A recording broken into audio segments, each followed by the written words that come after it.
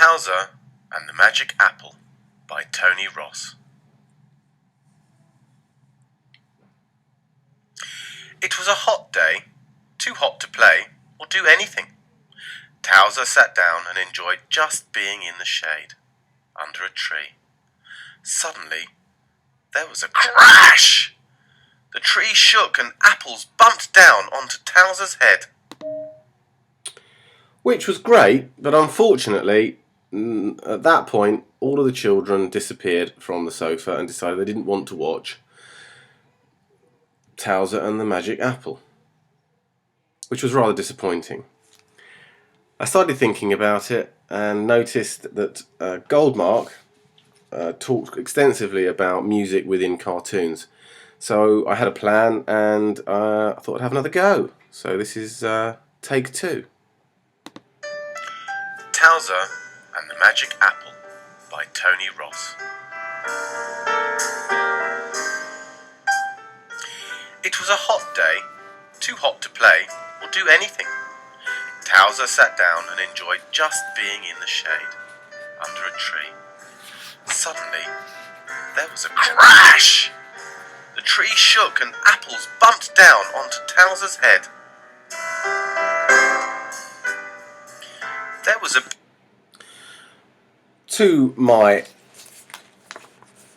I suppose to a degree, to my astonishment, it became clear that the children rather liked it with the music, and they sat there through right to the end of the book and thoroughly enjoyed it. And Goldmark 2005's suggestion of adding music seemed to work extremely well. I think I also felt there then that Mead and Cubby's 1996 assertion that an adult can extend by intervening, I think fits quite well there. I've looked at the activity, I've changed it, tried it again with its music added, and it appears very clearly to have worked.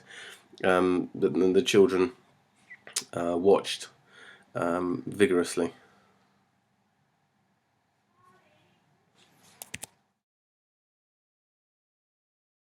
Take 2. As part of the guided reading session, we adopted fairly standard practices of asking the children questions about the pictures that they can see. And this was done after the initial story was read. We asked questions like identifying the characters and can they see different things in the pictures. But let's have a listen to how that went. Who's this one? What's his name, Shane? Who's it? No. And do anyone know what that is? It's a bird. And bird is sitting on what? Can you see what the bird is sitting on? What's it called? Do you know what this thing's called? It goes on a ship? And there is a rope, you're quite right. And that's called an anchor. And what does the anchor do you think?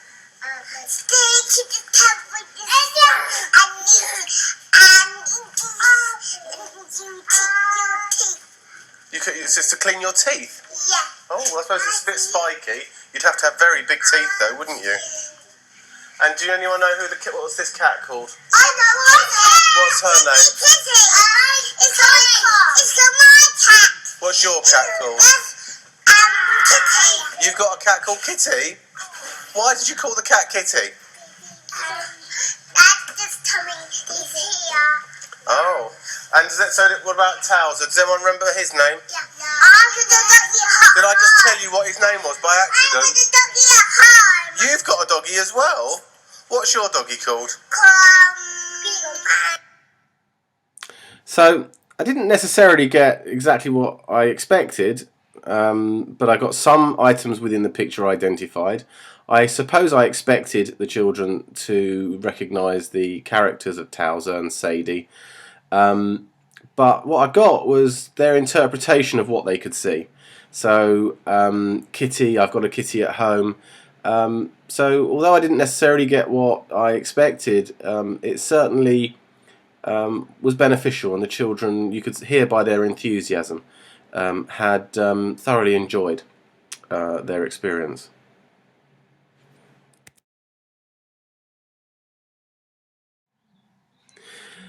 So we're now going to see the contrast between the type of questions that I asked during an early years session and then translate that to my after school club, where I managed to do this session with the same book but with my children who are in Key Stage 1. Some of them are in reception and some of them are in Year 1. So let's just hear a little bit more from our early years children.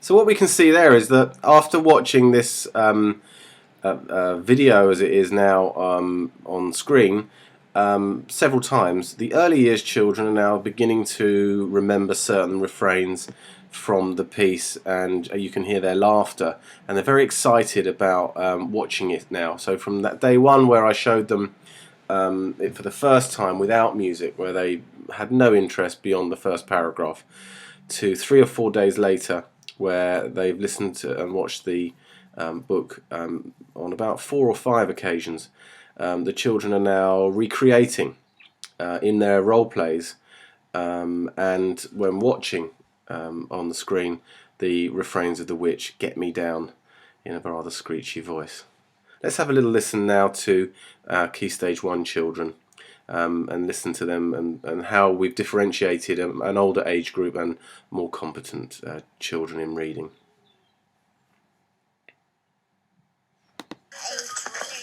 Suddenly, there was a crash. Crash! Okay, that's great. Keep going. The tree shook and apples bumped onto Towser's head. That's fantastic. So what can you see in the picture?